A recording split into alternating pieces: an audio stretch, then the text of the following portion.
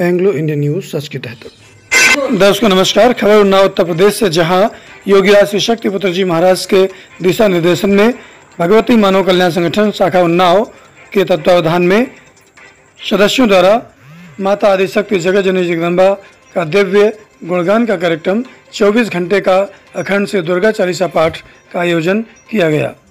उक्त जिला स्तरीय भव्य आयोजन में भगवती मानव कल्याण संगठन के सदस्यों के साथ साथ सैकड़ों की संख्या में नगरवासी एवं क्षेत्रवासी मौजूद रहे।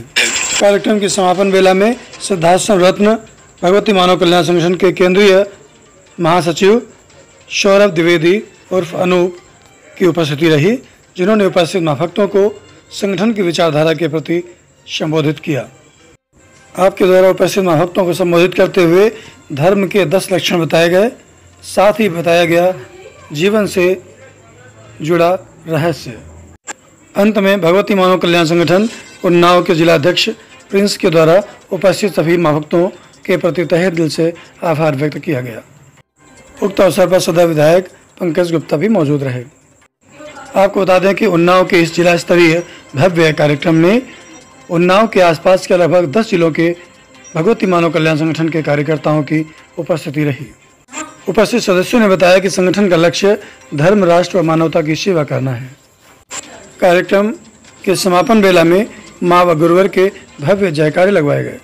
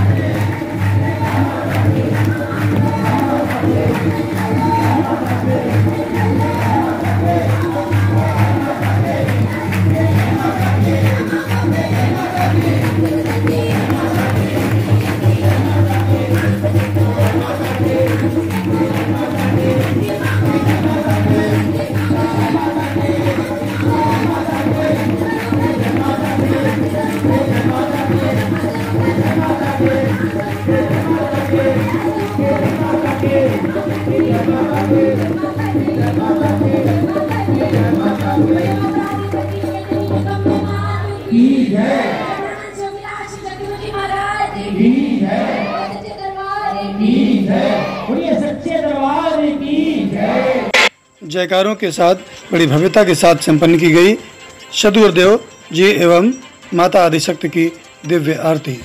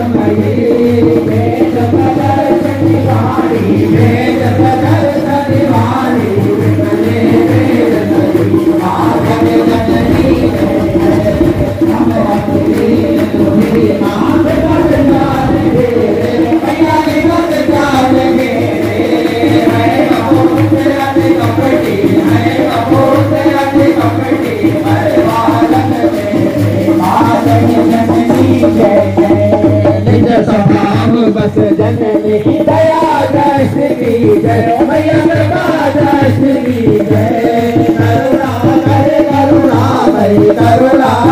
करुणा भई चरण चरण दी जय माँ जग जननी जय जय माँ जग जननी जय जय माँ जग जननी जय जय भय हारणी भवतारिणी भय हारणी भवतारिणी भव भामिनी जय जय माँ जग जननी जय जय माँ जग जननी जय जय।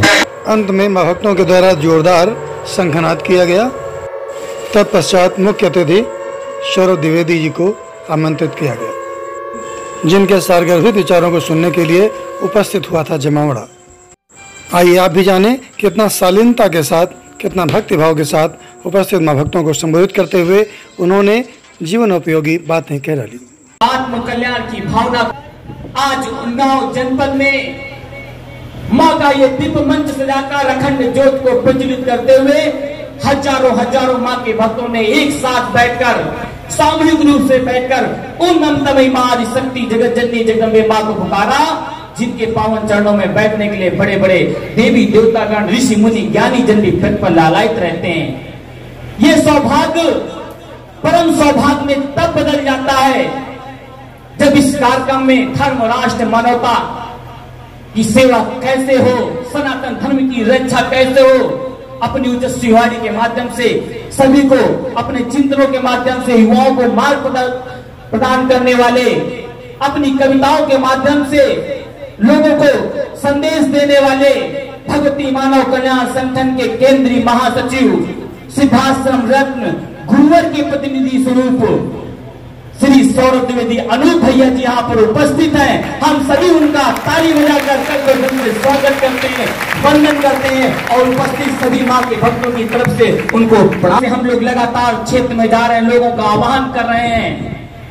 आज वो पल हमारे समक्ष है जब भैया की ओजस्वी वाणी के माध्यम से हमें धर्म, राष्ट्र, मानवता की सेवा का संदेश प्राप्त होगा, गुरुवर के चिंतन प्राप्त होंगे। मैं निवेदन करूंगा कि भैया यहाँ पर आए और अपनी ओजस्वी वाणी के माध्यम से हम सभी लोगों को गुरुवर की विचारधारा प्रदान करें।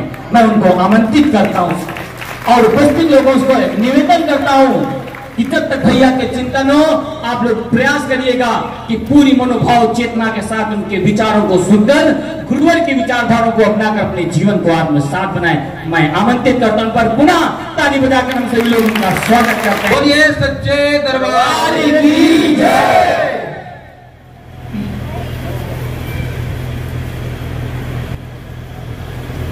इस प्रांगण में संपन्न हुए श्री दुर्गा चालीसा पाठ के इस मामयी वातावरण के बीच मंच पर विराजमान प्रगट सत्ता भगवती आदिशक्ति जगत जननी जगदम्बे मां परम पूज्य योगीराज शिव शक्ति पुत्र जी महाराज और सूक्ष्म रूप से जो भी देवी देवता उपस्थित हैं, उन सभी के चरणों में मैं सादर नमन वंदन प्रणाम करता हूं। और उन्नाव जनपद की इस धरा पर भगवती मानव कल्याण नए भाई बहनों को जो भी यहाँ पर उपस्थित हैं, सभी से मेरा सादर जय माता की जय।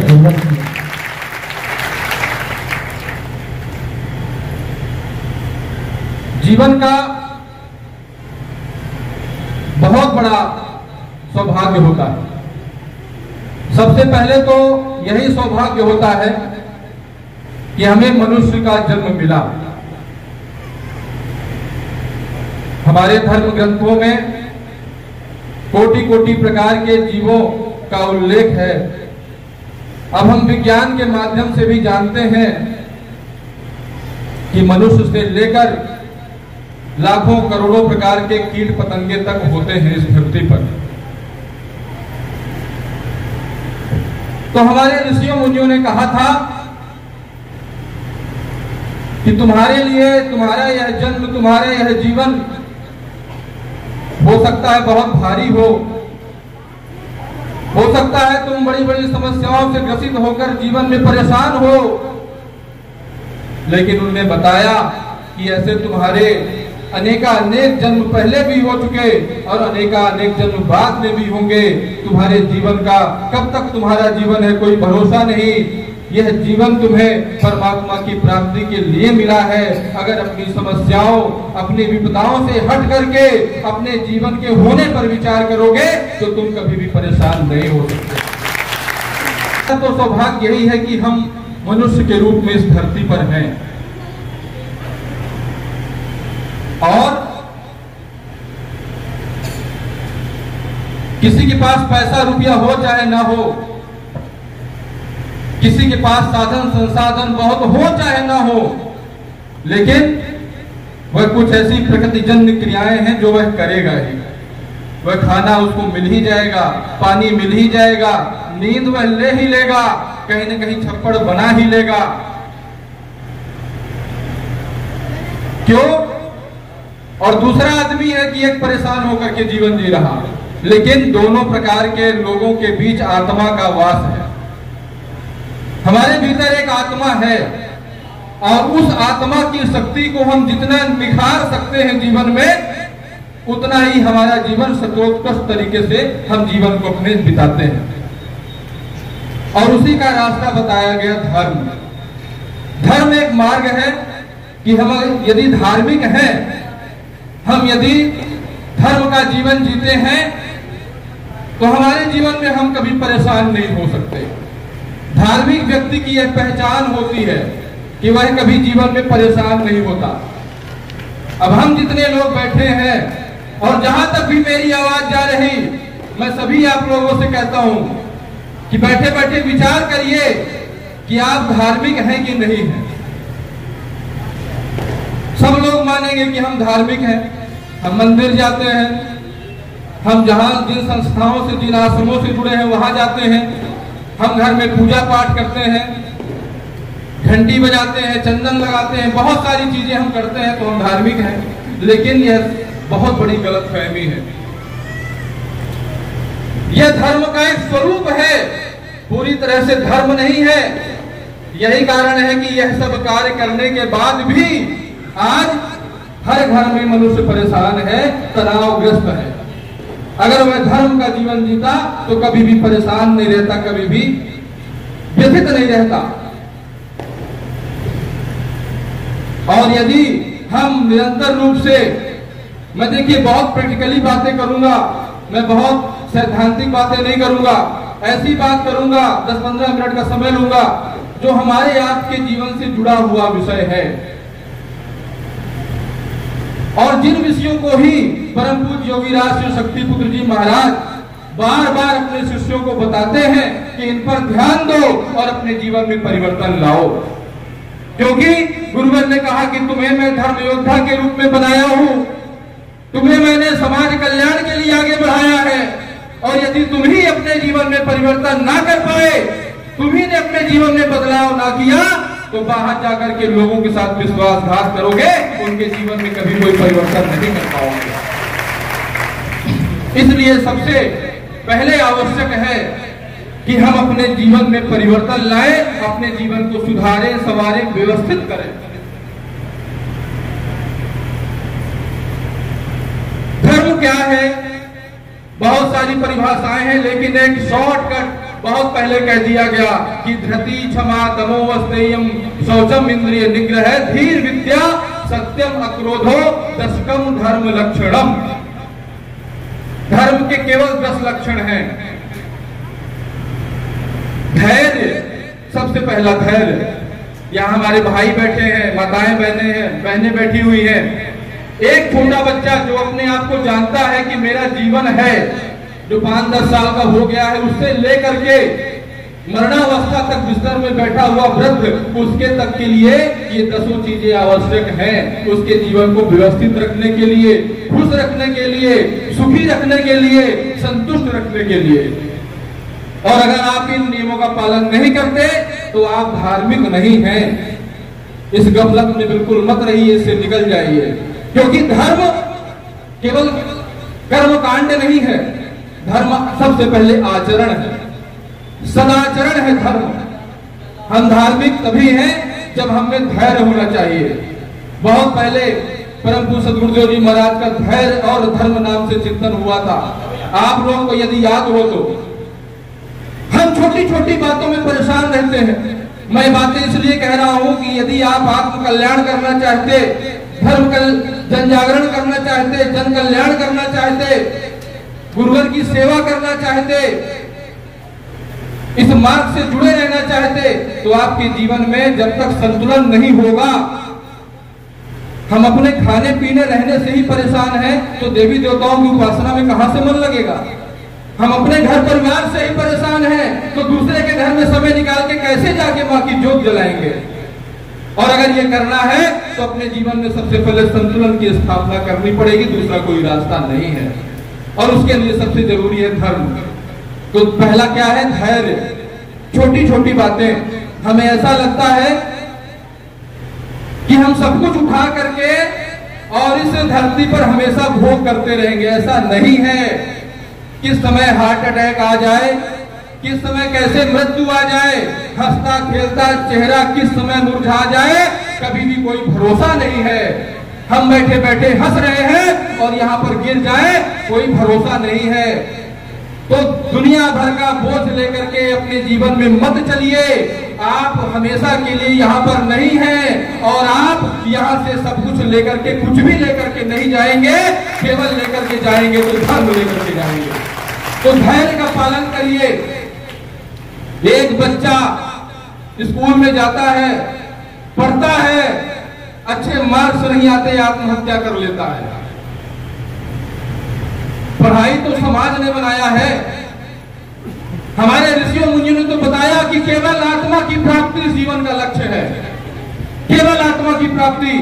और आत्मा की प्राप्ति के लिए स्कूल गए हो चाहे न गए हो कोई फर्क नहीं पड़ता, किसी भी जाति धर्म संप्रदाय के हो कोई फर्क नहीं पड़ता।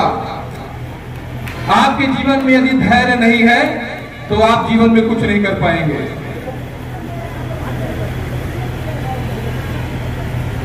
बच्चा अच्छी पढ़ाई नहीं कर रहा, माता पिता इतने व्यथित हो जाते हैं, उनमें इतना अधैर्य आ जाता है, पिटाई करने लगते हैं।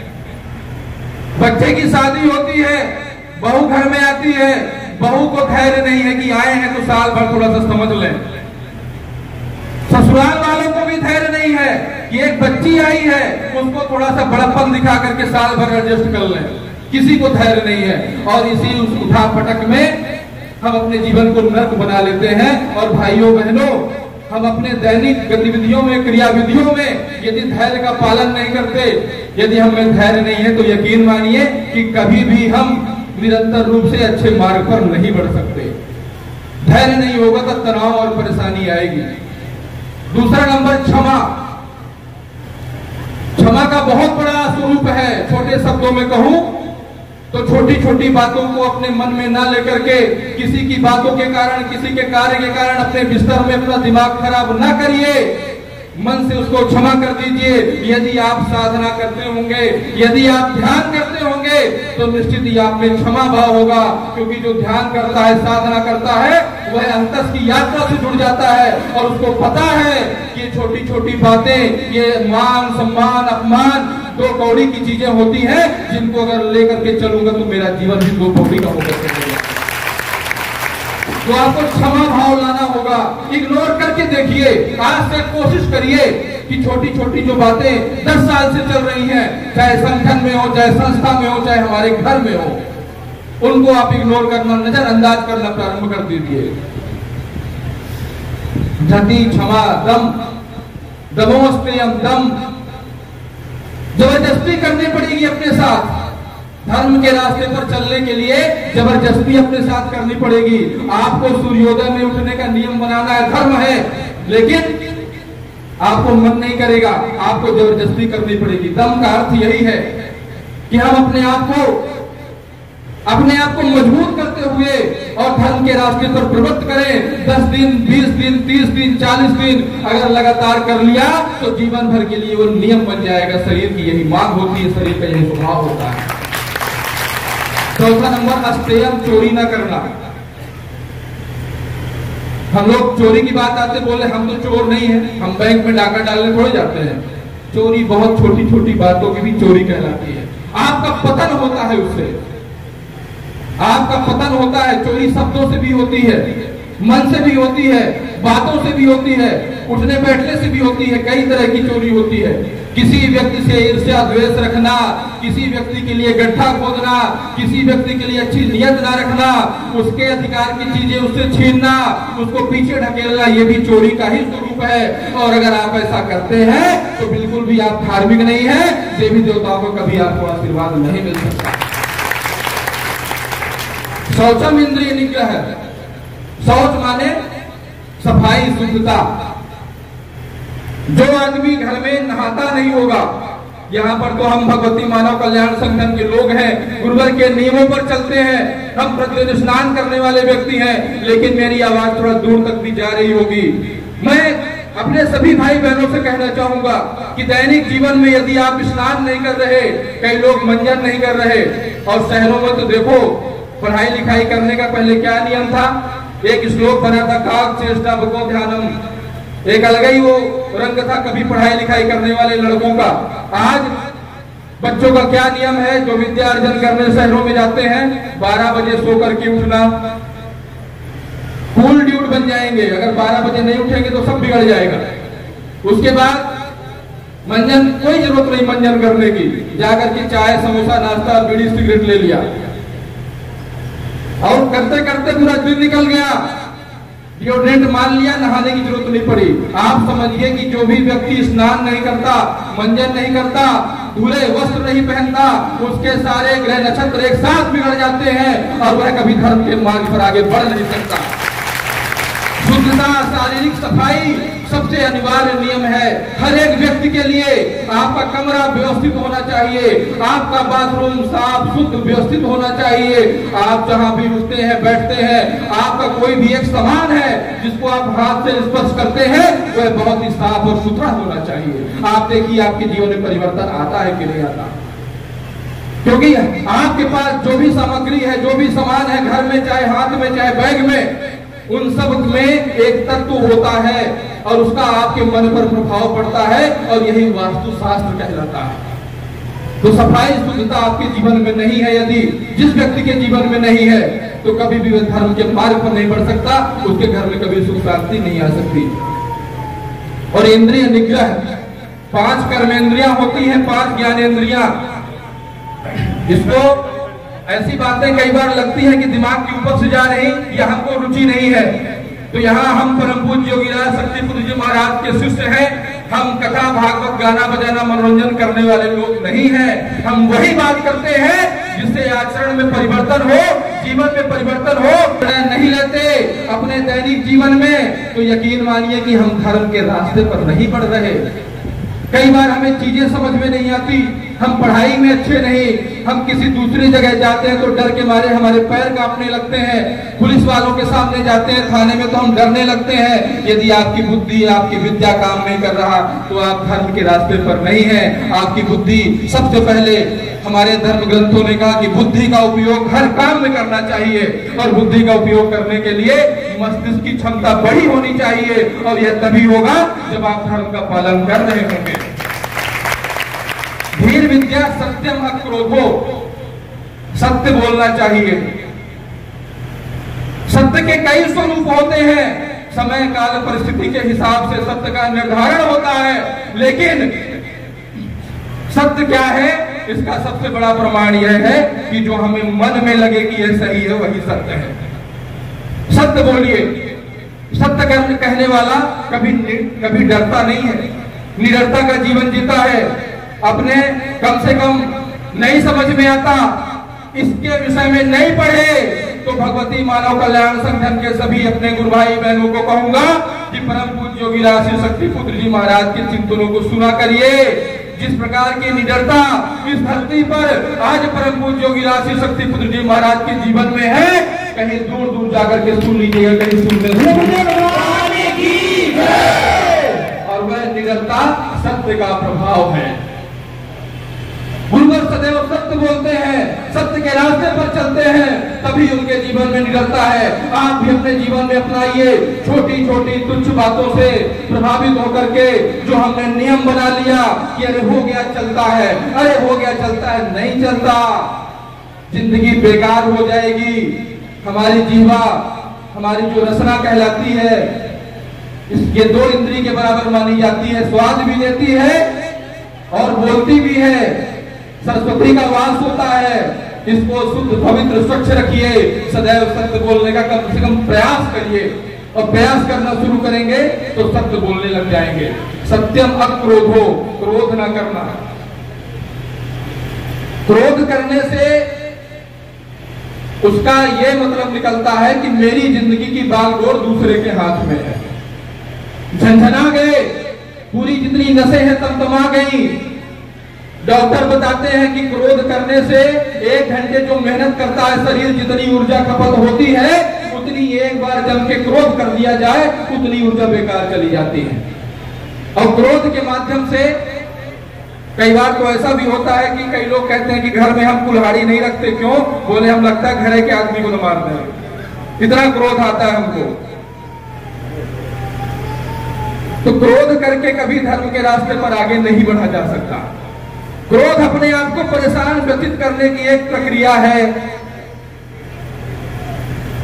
लोभ क्रोध मद मोह कहा गया है ना, उसमें क्रोध का नंबर आता है। क्रोध करना बंद कर दीजिए और देखिए जीवन में कैसे परिवर्तन आता है। और ये 10तम धर्म लक्षणम, यही धर्म के 10 लक्षण है। इन धर्म के 10 लक्षणों का यदि हम पालन करते हैं तो हम धार्मिक व्यक्ति हैं, और यदि हम पालन नहीं करते तो हम भारी गलतफहमी में हैं। आप चाहे कितना पूजा पाठ करवाइए, चाहे जितना जनजागरण करिए, आत्म कल्याण का कार्य करिए, साधना करिए, लेकिन 1 घंटे 2 घंटे इन कार्यों को करने के बाद दिन के 20 घंटे अगर आप ऐसे आचरण करते हैं जो अधर्म के हैं, तो आपकी ये सारी चीजें बेकार चली जाएंगी। आपको कभी देवी देवताओं का गुरुवर मां का आशीर्वाद नहीं मिल सकता। इस कार्यक्रम में जितने लोग उपस्थित हैं, कम से कम उनसे हाथ जोड़ के मेरा निवेदन है कि हम 5 साल 10 साल 15 साल 20 साल से संगठन से जुड़े हुए हैं। हम में से कई युवावस्था के लोग यहाँ पर बैठे हैं, हमने जिंदगी भी अभी शुरू नहीं की। एक बार मेरा कहना है कि धर्म की बातें पुरानी बातें नहीं होती। हमको लगता है यार ये धार्मिक बातें सब होगा बनने की पुरानी बातें नहीं, आपके दैनिक जीवन से जुड़ी हुई बात है।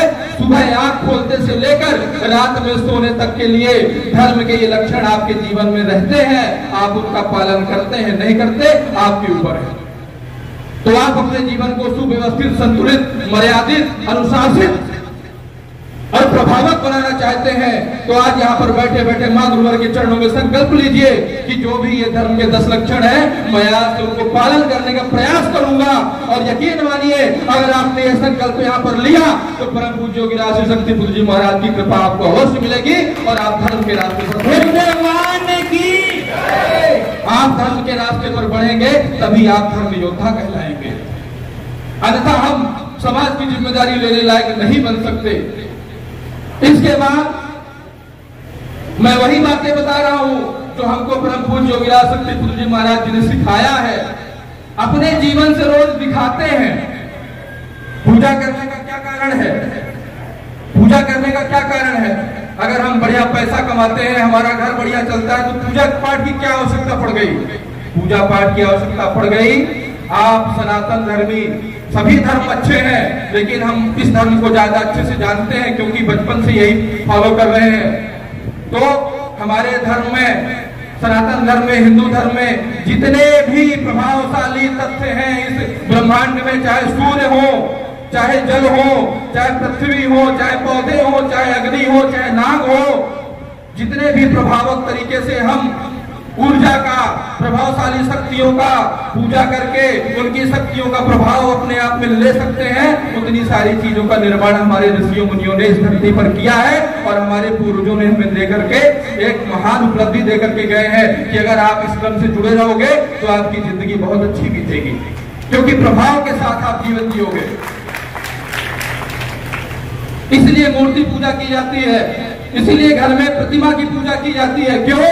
क्योंकि उसके माध्यम से हम अच्छे गुणों और अच्छे आचरण की पूजा करते हैं। और पूजा करने का मतलब है जिसकी पूजा कर रहे हैं उनके गुणों को अपने अंदर हम धारण करें, उनके गुण हमारे अंदर आए और हम बहुत प्रभाव के साथ इस धरती पर जीवन जिए, अपना भी कल्याण करें, दूसरों को भी सुरक्षा दें, दूसरों को भी रक्षा करें, दूसरों की सहायता करें।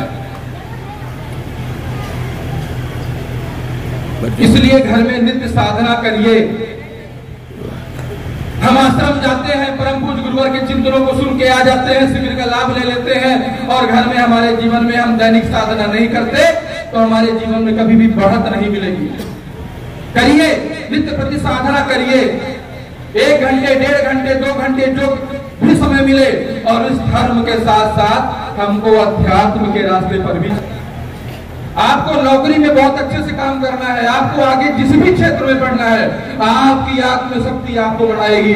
जिसकी आत्मशक्ति क्षीण होती है वह धरती पर पशुओं के समान जीवन जीता है, और जिसकी आत्मशक्ति प्रबल होती है वह धरती पर वह मनुष्य देवताओं के समान जीवन जीता है।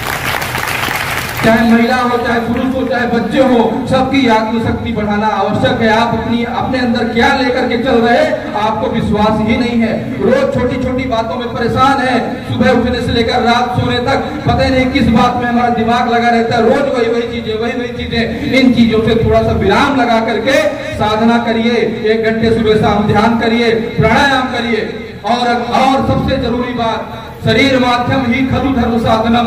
हमारा शरीर धर्म का साधन कहा गया है। शरीर की सुरक्षा, शरीर का स्वास्थ्य, इनका यदि हम ध्यान नहीं रख पा रहे तो हमारे लिए ना पूजा पाठ है, ना देवी देवता है, ना हमारे लिए साधना है, ना जन कल्याण। सबसे पहले शरीर को संवारना, शरीर को पवित्र रखना, शरीर को स्वस्थ रखना, यह सबसे पहली जिम्मेदारी बनती है। उसके बाद सारी चीजें शुरू होती है। और यह कैसे होगा? नशा मांसाहार का त्याग। हम लोग सब लोग नशा मांसाहार का त्याग करके बैठे हैं। जीवन में हमसे यह गलती कभी ना हो, क्योंकि शरीर को, मन को, आत्मा को, बुद्धि को बिगाड़ने वाली जो धरती पर सबसे बड़ी चीज है वह दो ही चीज है, नशा मांसाहार। इन चीजों को यदि हमने छोड़ दिया, जो भी व्यक्ति, जहां तक मेरी आवाज जा रही हो, किसी भी जाति धर्म संप्रदाय के हो, नशा मांसाहार का त्याग करने का संकल्प जितनी जल्दी हो सके ले लीजिए। यदि यह नहीं छोड़ पाएंगे तो बहुत बड़े घड़े में बहुत बड़ा सुराग जैसे हो जाए, वैसा ही जीवन में नशा मांसाहार होता है। यदि वह है तो कोई भी दैवी शक्ति, कोई भी अध्यात्म, कोई भी धर्म आपका नहीं हो सकता। आप यूं ही जीवन में परेशान रहेंगे, चाहे आपके हाथ में कितना भी भौतिक संसाधन आ जाए।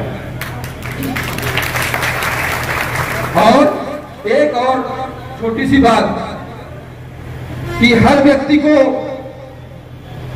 आपके अंदर जो 100 साल, 200 साल, 1000 साल, 1 लाख साल पहले मानव के शरीर के अंदर थे, आज भी वही अंग है, वही लीवर है, वही किडनी है, वही उतनी ही हड्डियां हैं और उसी प्रकार मांसपेशियां हैं। उनको आज भी मेहनत की जरूरत है। आज ऐसा समाज बदला है, गजब का जमाना आ गया कि आज आदमी घर में सोते से उठता है तो बैठे बैठे ही पूरा दिन कट जाता है और रात में फिर सोना ही है। कम से कम पसीना बहने तक मेहनत करना सीखिए। यदि नहीं कर रहे हैं तो जरूरत से ज्यादा बीमार पड़ेंगे, समय से पहले बीमार पड़ेंगे। उम्र यदि 100 साल होगी तो 60 साल हो जाएगी और 60 साल होगी तो 40 साल में ही भगवान को प्यारे हो जाएंगे। हर व्यक्ति का कर्तव्य है, महिला हो, पुरुष हो, बच्चा हो, वृद्ध हो, जो भी हो, अपनी क्षमता भर पसीना बहने तक मेहनत करिए। पुरुष वर्ग है, यदि आप ऑफिशियल वर्ग है तो कृपा करके व्यायाम करिए, एक्सरसाइज करिए, दौड़िए, प्राणायाम करिए, योग करिए 1 घंटे रोज आपको करना पड़ेगा। आप अपने शरीर के साथ अन्याय नहीं कर सकते, आप भगवान के साथ विश्वासघात कर रहे हैं, क्योंकि आपकी आत्मा को इस शरीर का चोला भगवान ने दिया, क्योंकि आपने मेहनत की होगी, पिछले जन्मों में अच्छे कर्म किए होंगे, वरना आपको भी बैल और गधा बना के बेचता। लेकिन नहीं, भगवान ने आप पर विश्वास किया, आपको मानव शरीर दिया, आप इस अपने शरीर के साथ अन्याय नहीं कर सकते। आपको नित्य प्रति योग, व्यायाम ये सब करना ही पड़ेगा।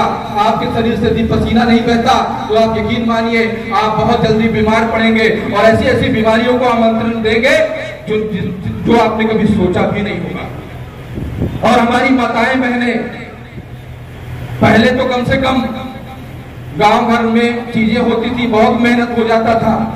आजकल तो क्या चलन है, घर में काम करने वाली लग जाती हैं अलग से आकर के, और फिर वीडियो देखता हूं कि जिम ज्वाइन करा जाता है शहरों में, और जिम में क्या कराती है वो जिम के ट्रेनर जो होते हैं पोछा लगवाते हैं।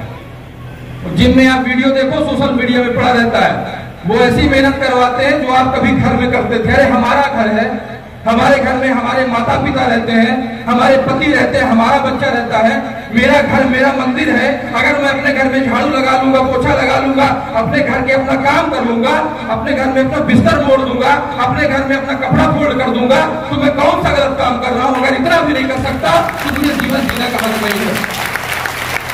किसी नौकर चाकर की आवश्यकता नहीं, कम से कम अपने शरीर, अपने परिवार और अपने घर की चीजों को तो अपने हाथ से करना सीखिए। हमारी माताओं बहनों के शरीर में जो बीमारियां आ रही है, कम से कम पुरुष वर्ग तो तब भी बाहर जाके थोड़ा चल फिर लेता है, लेकिन बहुत लोग करते हैं। लेकिन जो लोग नहीं करते उनके लिए कह रहा हूं कि आप अपने घर में, यदि आपके पास घर ही का तो कार्य है जिसके माध्यम से आपका शरीर स्वस्थ रह सकता है, अगर ये भी नहीं करना, आजकल हमारी बहनें बड़ी बड़ी अभिनेत्रियों को फॉलो करती हैं, बोले वो बस टीवी में दिखती रहती है, मेकअप होते, हम भी ऐसे ही चलेंगे। नहीं, उनके पीछे देखो, वो 3-3, 4-4 घंटा जिम में बिताती हैं, मेहनत करती हैं, योग करती हैं। जितनी अभिनेत्री हैं सबसे योग बनता है, 1-1, 2-2 घंटे योग करती है। आपको बेवकूफ बनाती है, बाजार आपको बेवकूफ बना रहा कि आप ऐसी परेशान होते रहो, मार्केट चलता रहे, दवाइयों का व्यापार चलता रहे, डॉक्टरों का व्यापार चलता रहे, अस्पताल चलते रहे, उद्योगपतियों की चीजें, सब कल्याण संगठन मिला। परम पूज्य गुरुदेव जी योगीराज शक्तिपुत्र जी महाराज जैसे गुरु मिले, जिन्होंने आपको आज धार्मिक कथा कहानियां पूरे देश भर में चल रही, आपको कोई बताने वाला नहीं है कि घर में क्या करो, क्या पियो, क्या खाओ, क्या छोड़ो।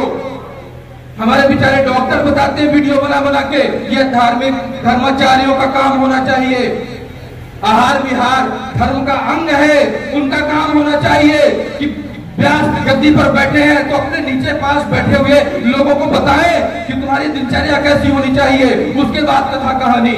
लेकिन कोई नहीं बताता। कम से कम आपके गुरुदेव जी महाराज आज 30-35 साल से आपको यह तो बता रहे हैं कि कैसा खाना खाओ, क्या सुनो, क्या देखो, क्या करो, कहाँ जाओ, कहाँ ना जाओ, नशा क्यों नहीं करना चाहिए, मांसाहार क्यों नहीं करना चाहिए, चरित्रहीनता क्यों नहीं करना चाहिए, ये आपके गुरुदेव जी महाराज बताते हैं। और हम सौभाग्यशाली हैं, हम ऐसे संगठन से जुड़े हैं जिसमें कम से कम नहीं तो 50 लाख से अधिक देश भर में ऐसे लोग हैं जो नशा मांसाहार से मुक्त जीवन जीते हैं। अपने दैनिक कार्यों को करते हुए और समाज कल्याण के लिए थोड़ा समय जरूर निकालिएगा, क्योंकि आपका कर्तव्य है।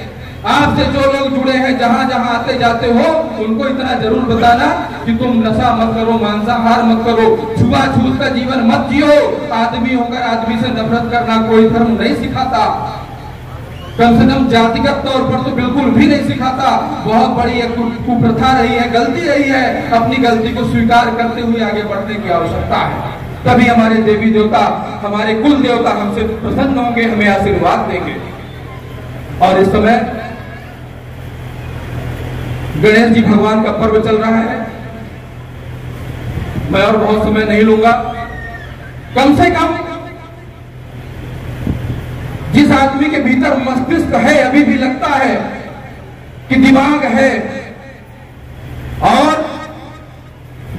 आंख खोल करके जिंदगी जीना चाहिए, उन लोगों को कम से कम धर्म के नाम पर जो यह पाखंड चल रहा है, फैला हुआ है कि गणेश जी रख लिया गली गली मोहल्ले मोहल्ले में, और डिस्को डांस, डीजे के अश्लील गाने बज रहे हैं, रोज डांस हो रहे हैं, तरह तरह के खेल हो रहे हैं। कृपा करके यहीं से उसको विराम देना शुरू करिए। कभी बाल गंगाधर तिलक ने अंग्रेजों के खिलाफ एकजुट करने के लिए, भारत के लोगों को एकजुट करने के लिए, जो हम जात पात में बटे थे ऊंच नीच में, सबको एक पंडाल के नीचे खड़े करने के लिए गणेश जी की स्थापना का यह महोत्सव प्रारंभ किया था। उसका उद्देश्य था एकता लाना। बहुत बड़े भूभाग में एक गणेश जी रखे जाते थे, गली गली मोहल्ले मोहल्ले में गणेश जी रख के, डीजे बजा बजा के, दारू पी पी के और तरह तरह की अश्लील गाने बजा बजा करके खेल कूद करने के लिए गणेश जी नहीं बने हैं। कृपा करके आप लोग आवाज उठाइए जहां रहते हैं। बाकी लोग हो सकता है न माने, भेड़ चाल का पालन करने वाले उनको लगता हो कि धर्म का पालन कर रहे हैं, बहुत अच्छा काम कर रहे हैं, उनको बताओ कि नहीं, ये धर्म के नाम पर अधर्म हो रहा है। जब गणेश जी को बहाने जाओगे, दारू पी करके, रंगपूत करके, टिंकू जिया में नाचते जाओगे, तो सोचो कितना बड़ा अपमान उस देव प्रतिमा का कर रहे हो जिसको रख करके तुमने पूजा है। यह काम हमारे हाथ से इतना बड़ा अधर्म हो रहा, और इसके बाद अभी दुर्गा जी रखी जाएंगी, उसमें भी यही चीजें होंगी।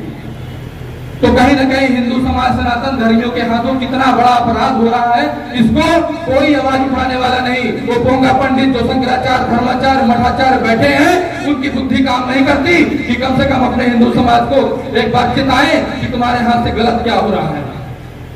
प्रतिमा रखी जानी चाहिए, मूर्ति रखी जानी चाहिए, पूजी जानी चाहिए, लेकिन व्यवस्थित तरीके से, वरना आवश्यकता नहीं है। अपने घर में पूजा पाठ करिए, अगर इसी तरह से देवी देवताओं का अपमान करना है तो एक नई शुरुआत फिर से की जाए। कम से कम अगर रखा जाए तो मर्यादा का पालन किया जाए, अन्यथा इसके द्वारा देवी देवताओं का अपमान हम करना प्रारंभ इस तरह से जारी रखेंगे तो हमारा पतन सुनिश्चित है, इसमें कोई नहीं रोक सकता। और आगामी अगले माह की शारदीय नवरात्र में अष्टमी, नवमी, दशमी की तिथि को इन तमाम लक्ष्यों को लेकर के जो हर वर्ष पंचो शक्ति सिद्धाश्रम धाम में शक्ति। अंत में भगवती मानव कल्याण संगठन उन्नाव के जिलाध्यक्ष के द्वारा उपस्थित मां भक्तों के प्रति तहे दिल से आभार व्यक्त किया गया। केंद्रीय महासचिव सिद्धाश्रम रत्न श्री अनूप द्विवेदी भैया, समस्त प्रांतीय पदाधिकारीगण, जिले एवं तहसील के पदाधिकारीगण, उपस्थित विभिन्न जनपदों से आए हुए हमारे समस्त मां के भक्तों को इस जिला स्तरीय चालीसा पाठ की समापन मेला पर स्वागत करते हुए सभी को जय माता की, जय गौरव की। निश्चित है कि हम सभी के सौभाग्य की क्षण है कि हम प्रकृति सत्ता माता आदि शक्ति जगतजननी जगदम्बा की आराधना एक सामूहिक रूप से बैठकर करते हैं। समापन मेला पर यहाँ पर माँ के भक्त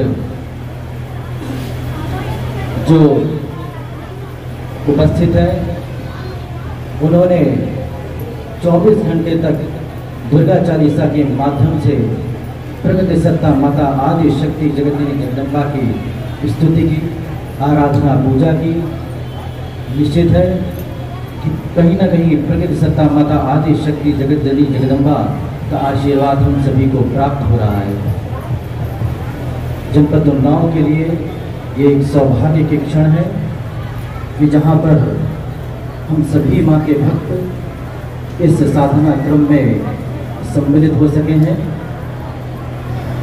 क्योंकि हम जानते हैं कि प्रकृति सत्ता माता आदि शक्ति जगतजननी जगदम्बा जिन्होंने इस सृष्टि की रचना करी, जिन्होंने हमारे शरीर का निर्माण किया, जिनकी चेतना के बल पर हम आज बोल रहे हैं, चल रहे हैं, उन्हीं प्रकृति सत्ता माता आदि शक्ति जगतजननी जगदम्बा की कहीं न कहीं कृपा है कि हम आप अपने घरों से निकल कर यहाँ पर इस प्रकृति सत्ता माता आदि शक्ति जगतजननी जगदम्बा की समापन मेला पर उपस्थित हो पाए हैं।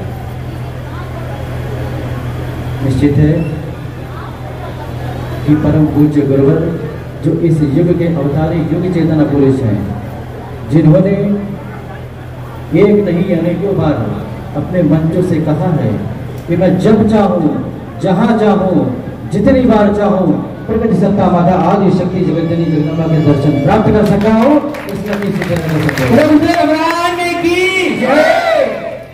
परम पूज्य गुरुवर प्रकृति सत्ता माता आदि शक्ति जगतजननी जगदम्बा के दर्शन प्राप्त कर समाज के कल्याण के लिए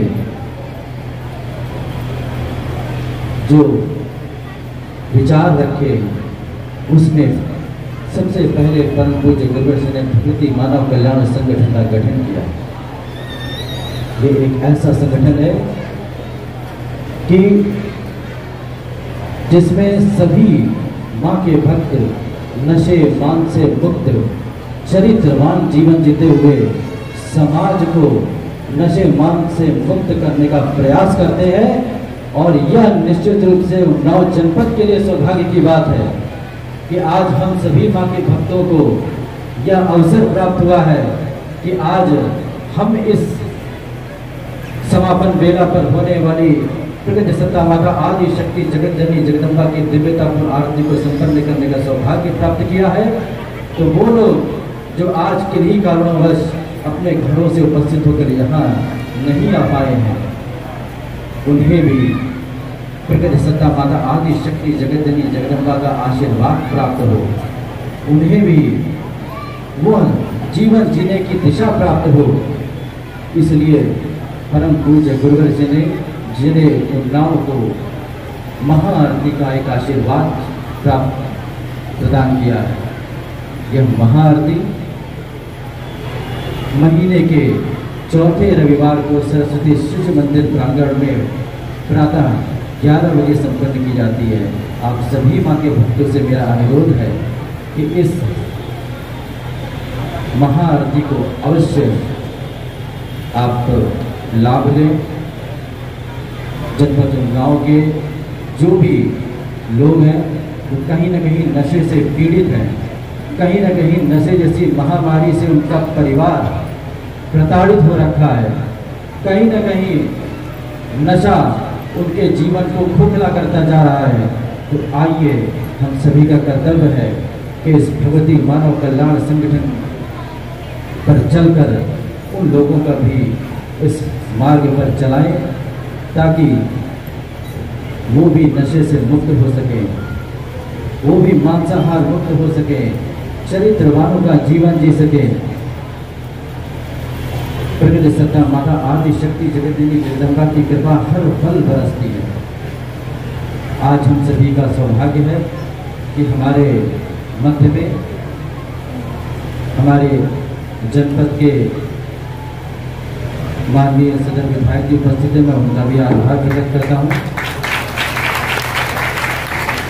हमारे इस गेस्ट हाउस के स्वामी श्री कांति मोहन जी का भी मैं हृदय से आभार प्रकट करता हूँ कि उन्होंने यह स्थान प्रदान किया ताकि हम प्रकृति सत्ता माता आदिशक्ति जगतजननी जगदम्बा की सामूहिक रूप से बैठकर उनकी स्तुति कर सकें। साथ ही जैसे 10, 11, 12 अक्टूबर को परम पूज्य गुरुवर ने एक शिविर का आयोजन किया है। आप सभी से निवेदन है कि उस शिविर का लाभ अवश्य प्राप्त करें। इन्हीं शब्दों के साथ यहाँ पर उपस्थित समस्त सम्मानित जनों को, समस्त माँ के भक्तों को सादर जय माता की, जय गुरुवर की।